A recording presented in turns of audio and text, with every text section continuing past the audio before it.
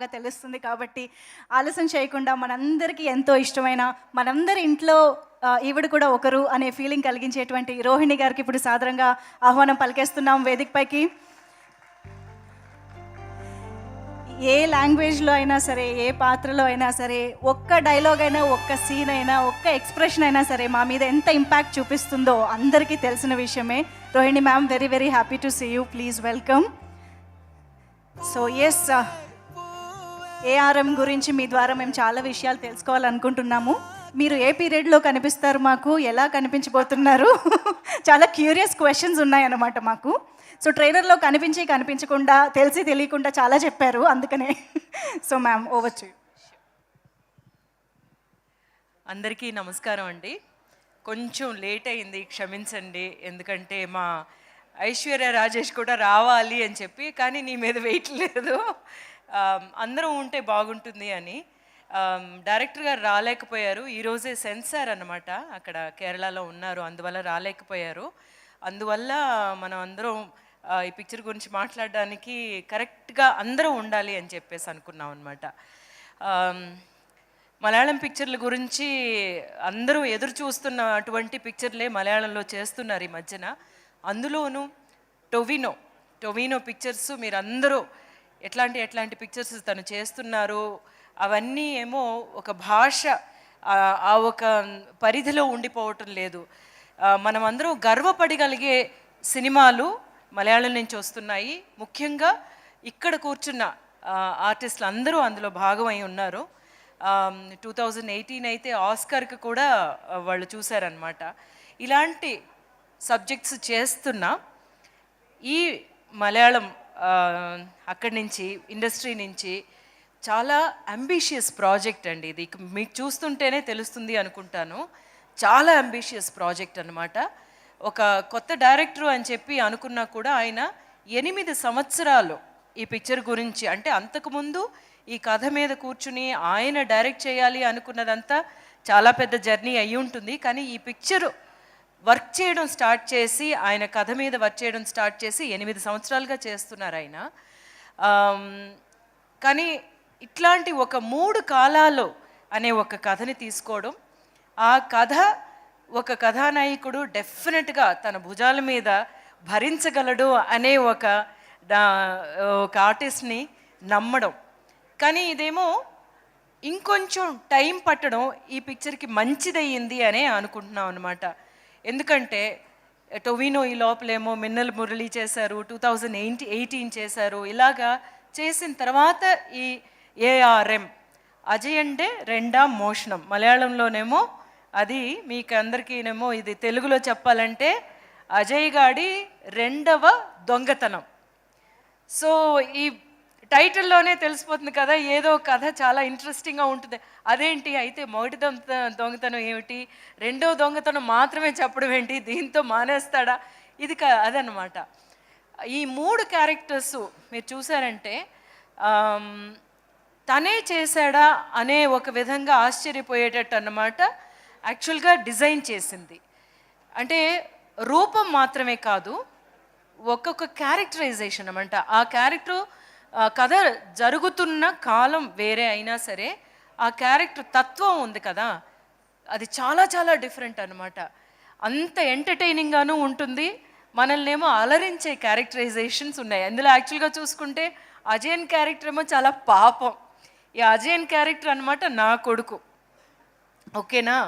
కానీ ఇదే మన టొవినో చేసిన ఇంకొక క్యారెక్టరు మా నాన్న, అలాగే ఇంకొక టొవినో మా తాత. సో కథ చూడండి అట్లా వస్తుందన్నమాట. నేను మా నాన్నని ఎంతో ఇష్టపడి, నా కళ్ళ ముందే కొన్ని విషయాలు జరుగుతాయి చిన్నపిల్లగా ఉన్నప్పుడు. అందువల్ల ఈ మదర్ క్యారెక్టర్ ఎట్లాగా తయారవుతుంది, తిన క్యారెక్టర్ ఎలాగా వీటినన్నిటినీ సహించుకుంటూ తన కొడుకుని ఎలా పెంచింది, తన కొడుకు ఎలా ఉండాలి అనుకుంటూ ఈ అజయన్ని పెంచుతున్నాను అనమాట. సో అజయన్ పాపం యాక్చువల్గా ఈ 3 క్యారెక్టర్లోని. సో ఇలాంటి ఒక కథ వినగానే నేను అనుకున్నాను, బా ఇంత మంచి కథ ఒక్క భాగంలో చెప్పగలరా అంటే ముందేమో 2 భాగాలు అది ఇది అన్నారు, కానీ చాలా చాలా చాలా ఇంట్రెస్టింగ్గా ఈ కథ వెళ్ళడానికి అంత ఉందన్నమాట. సో ఈ 3 క్యారెక్టర్స్ కోసం టొవినో తన్ను తానే ఎట్లా తయారు చేసుకున్నాడు, కళరిపయట్టు అనే ఒక ఇది ఉంది కదా, దాన్ని ఎంత తను నేర్చుకున్నాడు, ప్రాక్టీస్ చేశారు. ఆయన మాత్రమే కాదు, ఇందులో చేసిన చాలామంది ఆర్టిస్టులు ప్రాక్టీస్ చేసి చాలా పర్ఫెక్షనిస్ట్ అనమాట. జితిన్ ఇక్కడ లేరు. ఒక్కొక్క విషయం, జితిన్ సినిమాటోగ్రాఫర్, జోమోన్, సుజిత్ ఏమో రైటర్ అండి. వీళ్ళందరూ తర్వాత చాలా ఉన్నారు డైరెక్షన్ డిపార్ట్మెంట్ సైడ్ను కూడా. ఇంత పెద్ద కథ అనుకుంటున్నాం కదా, కానీ చాలా ఈజీగా చేసేసినట్టు చేశారు. అలా చేయడానికి కారణం ఏంటంటే వాళ్ళు చేసిన హోంవర్క్ అనమాట.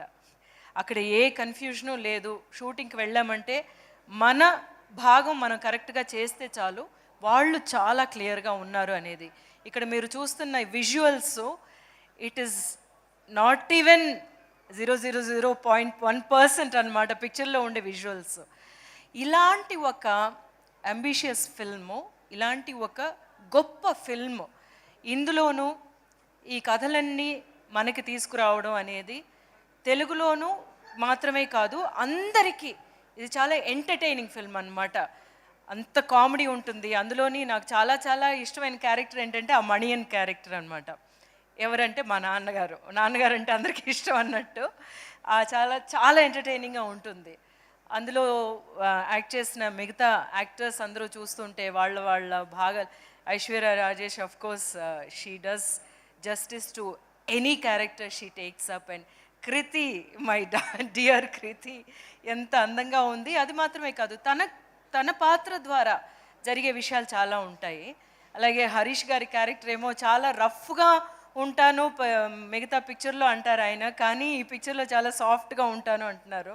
ఆయన ఎంత సాఫ్టే, మామూలుగా చూసుకుంటుంటే ఎట్లాగా ఆయన సినిమాల్లో ఆయన చేత రఫ్ క్యారెక్టర్స్ చేయిస్తున్నారు అనిపిస్తుంది.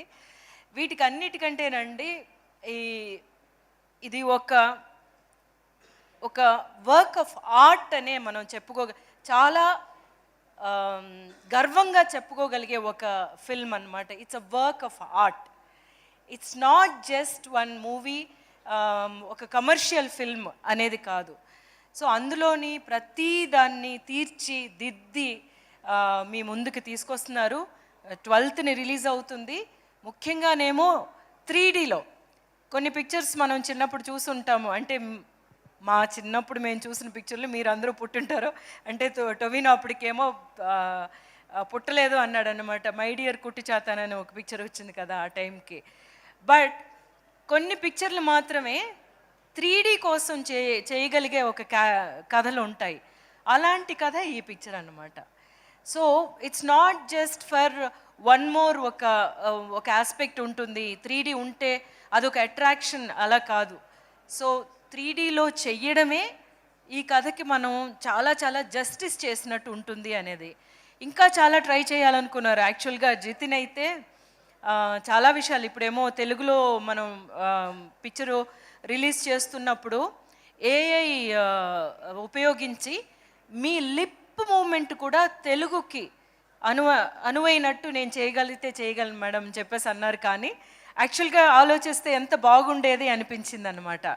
సో అంటే మనకి ఒక మలయాళం పిక్చర్కి తెలుగు డబ్బింగ్ చేసినట్టు కాకుండా లిప్ మూవ్మెంట్ కూడా, అంటే మా వాయిస్ ముందు రికార్డ్ చేసేసి దానికి తగినట్టు లిప్ మూవ్మెంట్ని సింక్ చేసి చేద్దామని చెప్పి అనుకున్నారు. సో జితిన్ ఏమో అట్లా ఆలోచించే ఒక director.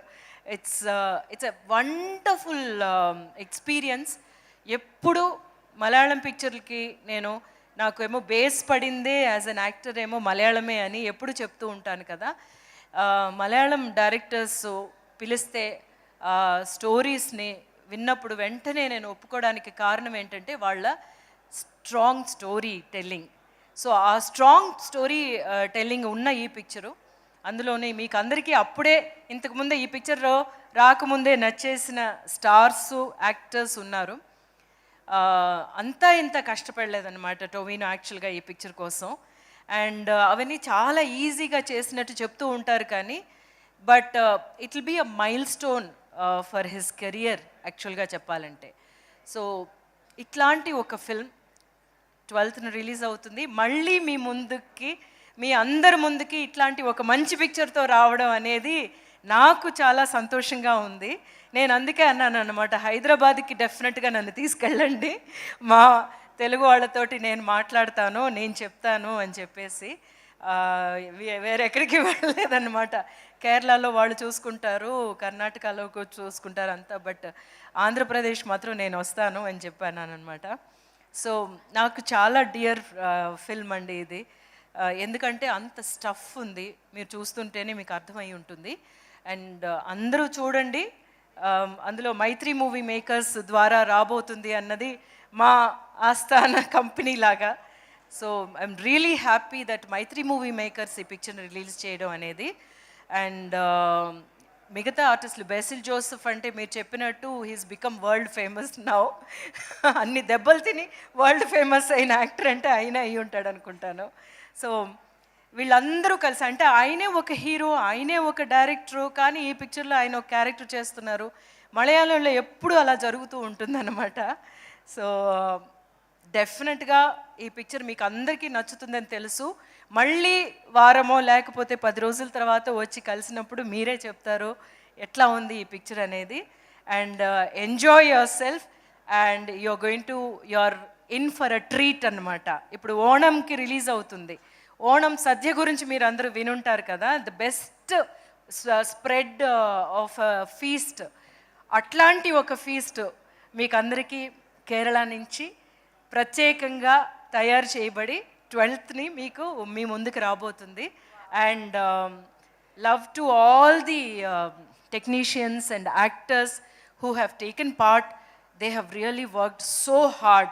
I know how difficult it was because మేము షూట్ చేసిన లొకేషన్స్లోని వైర్లు ఏమీ తెలియకూడదు, అంటే మాకు చాలా పెద్ద లొకేషన్ కావాలన్నమాట. ఆ ఊరే వీళ్ళు క్రియేట్ చేశారు. అలాగే ఒక తిరునాళ్ళలాగా, ఫెస్టివల్ లాగా క్రియేట్ చేయడానికి దగ్గర దగ్గరేమో 2000 ఆర్టిస్టులు రావాల్సి వచ్చింది, జూనియర్ ఆర్టిస్టులు.